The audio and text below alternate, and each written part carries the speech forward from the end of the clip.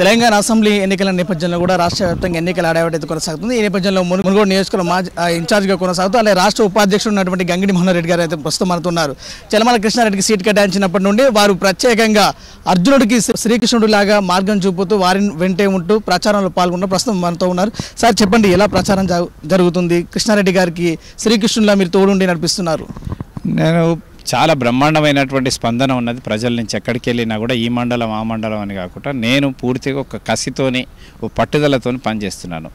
నాకు టికెట్ రాలేదని కానీ లేకపోతే ఏ రకమైనటువంటి నాలో ఆందోళన లేదు. నేను పూర్తిగా ఆయన హార్ట్ఫుల్గా పనిచేస్తున్నా. ఇక్కడ బీజేపీ గెలవాలనేటటువంటిది ధ్యేయంగానే పనిచేస్తున్నా. మంచి స్పందన ఉన్నది. ఈరోజు ఇద్దరు ప్రత్యర్థులు ఎవరైతున్నారో వాళ్ళు గతంలో అవకాశం పొందిరు. వాళ్ళు అసమర్థులు, చేతగానటువంటి వాళ్ళు. ఇక్కడ ఉన్నటువంటి సమస్యలపైన అవగాహన లేదనేది ప్రజలకు బాగా అర్థమైపోయింది. కాబట్టి వాళ్ళు 2 సార్లు అవకాశం పొందిరు. 3వ సారి వేసినా 30 సార్లు వేసినా కూడా వాళ్ళకి ఒరగబెట్టేది ఏం లేదు. ఎన్నికల తర్వాత వాళ్ళు కనబడరు, దొరకరు, చిక్కరు. కాబట్టి అది ఎక్కువగా ప్రజల ఉంది. రాజగోపాల్ రెడ్డి కూడా మాటలకు విలువలేనటువంటి మాటలు. ఈరోజు ఎప్పుడేం మాట్లాడతాడో తెలియని పరిస్థితి. తుది శ్వాస వరకు బీజేపీలో ఉంటాడు. మరుసటి రోజే కాంగ్రెస్ పార్టీలో పోయిండు. మరి ఈరోజు ఆయన మరో జన్మన ఇప్పుడు శ్వాస పోయిందా? కాబట్టి ఈ రకంగా ప్రజలు అన్నీ గమనిస్తున్నారు. ఈరోజు ఎలక్ట్రానిక్ మీడియా, ప్రింట్ మీడియా ఎప్పటికప్పుడు ప్రజలకు తెలియపరుస్తున్నది. కాబట్టి ఈరోజు ఏం మాట్లాడుతున్నామని జాగ్రత్తగా మాట్లాడాలి. కాబట్టి ఈరోజు కార్యకర్తలను మోసం చేసిండు, పార్టీ నాయకులను మోసం చేసిండు, పార్టీని మోసం చేసిండు. ఈరోజు మళ్ళీ కాంగ్రెస్ పార్టీ పచ్చి అవకాశవాది ఎవరంటే ఈరోజు రాజగోపాల్ రెడ్డి గారు. కాబట్టి ఆయనను ఎవరు ప్రజలు నమ్మే పరిస్థితి లేరు. ఒకసారి షాక్ ఇవ్వాలనేది ఆలోచన చేస్తున్నారు. ఆయన కాంగ్రెస్లో జాయిన్ అవ్వడానికన్నా ముందు బీఆర్ఎస్తో కూడా మంతనాలు జరిపినటువంటి సంగతి కూడా ప్రజల్లోకి వచ్చింది. కాబట్టి ఈరోజు విశ్వసనీయత కోల్పోయినటువంటి వ్యక్తి కాంగ్రెస్ పార్టీ అభ్యర్థి. అలాగే ప్రధానంగా ప్రధాని నరేంద్ర మోడీ, అమిత్ షా కూడా పెద్ద ఎత్తున సంచలన నిర్ణయాలు తీసుకున్నారు. తెలంగాణ ప్రభుత్వం రావాలి, తెలంగాణ ప్రభుత్వం బీజేపీ ప్రభుత్వం పరిపాలించాలని అటు బీసీ ముఖ్యమంత్రి కానీ అలాగే మేనిఫెస్టో కానీ అలాగే ఎస్సీ వర్గం సంచలన నిర్ణయాలు తీసుకున్న పట్ల మీరేమంటారు?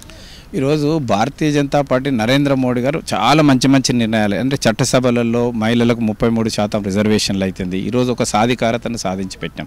అదే రకంగా బీసీలకు కేంద్ర మంత్రివర్గంలో 27 మంది మంత్రులుగా మేము చేసినాం. ఇప్పుడు మళ్ళీ మాకు అవకాశం వస్తే బీసీని ముఖ్యమంత్రి చేస్తాం. కాంగ్రెస్ పార్టీ రాష్ట్రంలో 11 సార్లు అవకాశం వచ్చింది. ఎప్పుడు అధికారంలోకి వచ్చినా కూడా ఒక బీసీని ముఖ్యమంత్రి చేయాలనే ఆలోచన ఏ రోజు కూడా చేయలే. ఆంధ్రప్రదేశ్ ప్రారంభంలో కానీ ఆంధ్రప్రదేశ్ చివరిలో కానీ మళ్ళీ తెలంగాణ కనుక ప్రభుత్వంలో కూడా వస్తే వాళ్ళు చేస్తారు. కాబట్టి ఈరోజు బీసీని ముఖ్యమంత్రి చేస్తామని ఘంటాపథంగా చెప్పినటువంటి పార్టీ నాయకుడు నరేంద్ర మోడీ గారు. అదే రకంగా 30 సంవత్సరాలుగా మందకృష్ణ మాదిగ గారు ఎస్సీ వర్గీకరణ కోసం పోరాటం చేస్తున్నాడు.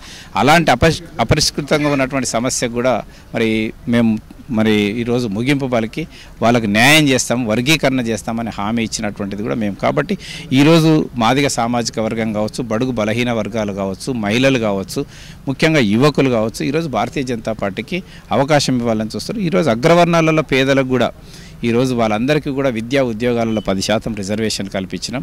మరి మిగతా ఏ రిజర్వేషన్ కట్ చేయకుండా సూపర్ న్యూమరీ చేసినాం. ఆయుష్మాన్ భారత్ అనేటటువంటి ఒక నిర్ణయం చేసినాం. 10 లక్షల వరకు ఉచితమైనటువంటి వైద్యాన్ని కార్పొరేట్ ఆసుపత్రుల్లో ఇస్తాం. ఇవన్నీ కూడా మేము ప్రజలను చెప్తున్నాం, వాళ్ళు చైతన్యపరుస్తున్నాం వాళ్ళందరినీ కూడా. కేటీఆర్ వ్యాఖ్యలు చేశారు. 3.5 లక్షల కోట్ల రూపాయలు మనం పన్నుల ద్వారా కేంద్రానికి కడితే కేవలం 1.5 కోట్లు మాత్రమే పన్నుల నుండి మనకిచ్చారు.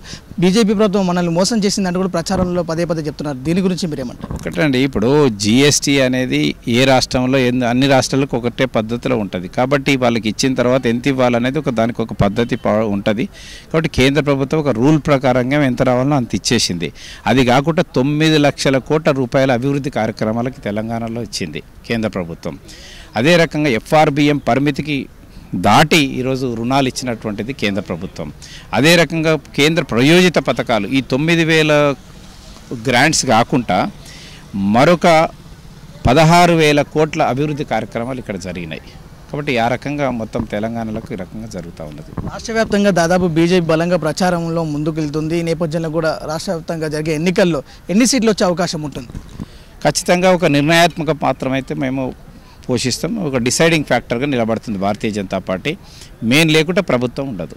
అందువల్ల పరిస్థితి ఎలా ఉండబోతుంది? విజయ అవకాశాలు ఎలా ఉన్నాయి? ఓట్లు ఖచ్చితంగా భారతీయ జనతా పార్టీ చలమల కృష్ణారెడ్డి గారు విజయం సాధిస్తారు. ఎందుకంటే వాళ్ళిద్దరికి కూడా విశ్వాసం కోల్పోయారు ప్రజలు. ఖచ్చితంగా బీజేపీకి వేయాలి, కొత్త వ్యక్తిని ఎన్నుకోవాలనేటటువంటి ఉత్సాహం ఉరకలేస్తూ ఉంది.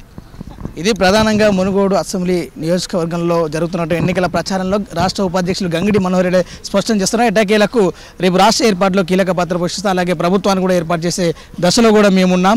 అలాగే మునుగోడు నియోజకవర్గం చెల్మల కృష్ణారెడ్డిని భారీ మెజార్టీతో గెలిపించే అవకాశాలు కూడా ఉన్నాయంటూ కూడా వారు చెప్తున్నారు. కెమెరామెన్ మహేష్ చోటుకోల్.